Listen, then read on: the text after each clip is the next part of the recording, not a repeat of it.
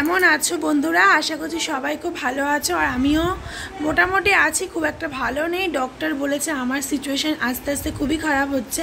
তো তোমরা আমাকে অনেকে বলছো তোমার নাকি 7 মাস চলছে। না দেখো, আমার 7 মাস কমপ্লিট প্রায় হয়ে গেছে বলতে পারো, আর 2-1 দিন বাকি 7 মাস শেষ হয়ে আমি 8 মাসে পড়বো। তো আমাকে অনেকে বলেছে তোমার 7 মাস চলছে, দিকে তোমার বেবি বাম্প নেই। তো চলো তোমাকে দেখাই। হ্যাঁ, আমার বেবি বাম্পটা একটু ছোট হয়েছিল কিছুদিন আগে পর্যন্ত, আর হয়তো এখনও ছোট বলা যেতে পারে। তো তোমাদেরকে এভাবে আমি দেখাতে চাইনি, বাট তোমরা বলছো বলে বাধ্য হয়ে।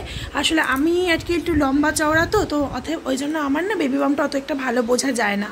কিন্তু তেমনটা না যে আমার বেবি বাম্প নেই, আছে। আর এই দেখো, বোঝা যাচ্ছে হালকা একটু ছোটোর মধ্যেই আছে, হয়তো এর থেকেও বেশি বড় হয়। দেখো, কাউর একটু বেশি বড় হয়, কাউর একটু ছোটোর মধ্যে হয়। আমার এক মামি ছিল, তাকে তো 9 মাস পর্যন্ত বোঝাই যেত না যে তার বেবি হবে। তো এটার তো কি বলবো, এটা তো আমার হাতে নেই।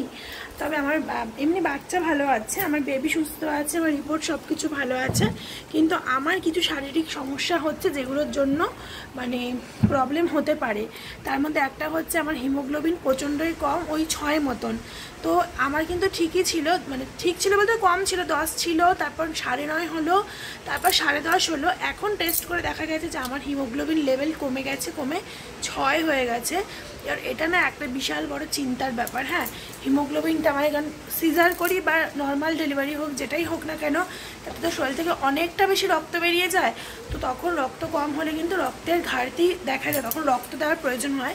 তো ডক্টর আমাকে বলেছে যে হিমোগ্লোবিনটা ঠিকঠাক যদি না হয়, তাহলে হয়তো তার আগে মানে ওটি করার আগে বা যাই হবে তার আগে আমাকে আর কি অনেকটা 2 বোতল কি 3 বোতল ব্লাড দিতে হবে।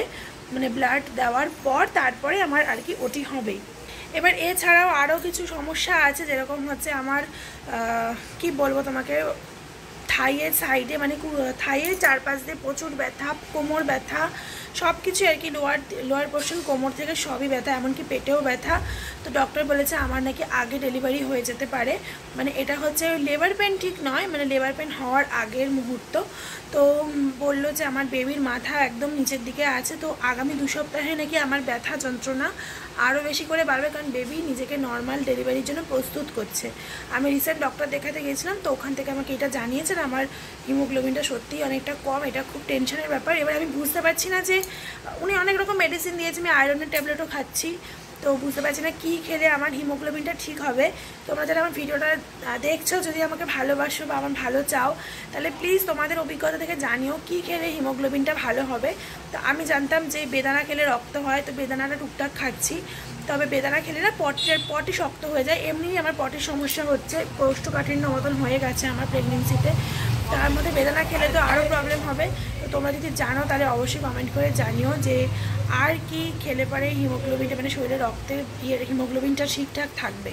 কালকে সারাদিন মোটামুটি আমি ভালোই ছিলাম, কিন্তু আজকে না, কালকে রাতের থেকে আর কি, মানে মাঝরাত থেকে আমার শরীর ভীষণ খারাপ, ভীষণ খারাপ। আমি একটা পা ফেলে হাঁটতে পারছি না, পায়ের পাতা থেকে শুরু করে মানে কোমর, তলপেট খিচে ব্যথা, আর পেটটা না একদম শক্ত পাথরের মতন হয়ে আছে। তো আমাকে আর কি যে ডক্টর ছিলেন ওনাকে আমি ফোন করেছিলাম, তো উনি বললো যে ডিসচার্জ বেশি হচ্ছে তোমার, তাই জন্য জরায়ু শক্ত হয়ে যাচ্ছে, সাবধানে থাকতে, একটু হাঁটাচলা কমই করতে। তো সেই জন্য দেখো এই যে ভাড়া বাড়িতে রয়েছি, বাড়ি যাইনি, মানে শ্বশুরবাড়ি যাইনি, বরই খাবার দাবার দিয়ে যাচ্ছে। আর আজকে খিচুড়ি হবে, বহুত দিন ধরে আমার খিচুড়ি খেতে মন চাইছিল, কিন্তু যাতে আমার গ্যাসের সমস্যা না হয় তাই জন্য বাড়িতে খিচুড়ি হয়নি। কিন্তু আমি আজকে বললাম যে না, একটু করো হালকা করে, বেশি মশলা টশলা না দিয়ে হালকার মধ্যে নিরামিষ টাইপের খিচুড়ি করো। তো খিচুড়ি করা হবে, আমি অল্প করে একটু খাবো। আর ইচ্ছা করছে জানো তো, মানে জিভের স্বাদও চাই, এরকম একটা ব্যাপার, খেতেও ইচ্ছা করে, আবার খেলে ভয়ও লাগে। এখন প্রায় 1টা বাজে, আমি এখন সবে স্নান করে এলাম, এসে সিঁদুর পড়েছে, আমি শ্যাম্পু করতে পারছি না, পাশে একটু ঠান্ডা না লেগে যায়।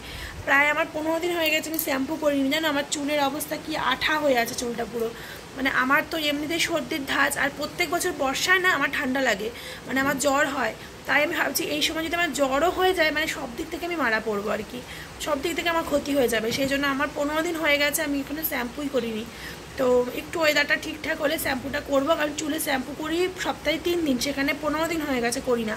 না করলে পরে কেমন হয়, চুলে তেল ঠেল দিয়ে আর কি ঠিকঠাক রাখার চেষ্টা করেছি। আর তোমরা অবশ্যই কমেন্ট করে জানিও তো হিমোগ্লোবিনটা কীভাবে ঠিক করা যায়। আর যাদের মানে আগে ডেলিভারি হয়ে গেছে মানে সময়ের আগে, মানে আমি 8 মাসে পড়বো, তো ডক্টর আন্দাজ করছে 8.5 মাসে আমার ডেলিভারি হয়ে যেতে পারে।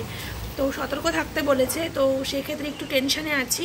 তো তোমরা যারা ভিডিও দেখছো তাদের কি এরকম কোনো অভিজ্ঞতা আছে, মানে 9 মাসের আগেই ডেলিভারি হয়ে গেছে, মানে প্রিম্যাচিওর ডেলিভারি হয়ে গেছে, তাতে বেবির কি কোনো প্রবলেম হয় কি না, বা তার জন্য আগে থেকে কী সাবধানতা নেওয়া যায়, যদি তোমরা কি সাবধানতা নিয়েছিলে যদি জানো তো খুব ভালো হয়, মানে আমাকে যদি জানাও তো খুব ভালো হয়। ডক্টর তো বলেছে হাঁটাচলা কম করতে, তেল ঝাল মশলা কম খেতে, এইটুকুই বলেছে। আর আমি বসে থেকে যতটুকু পারি ভিডিও করি তোমাদের জন্য, এর থেকে বেশি তো পারছি না।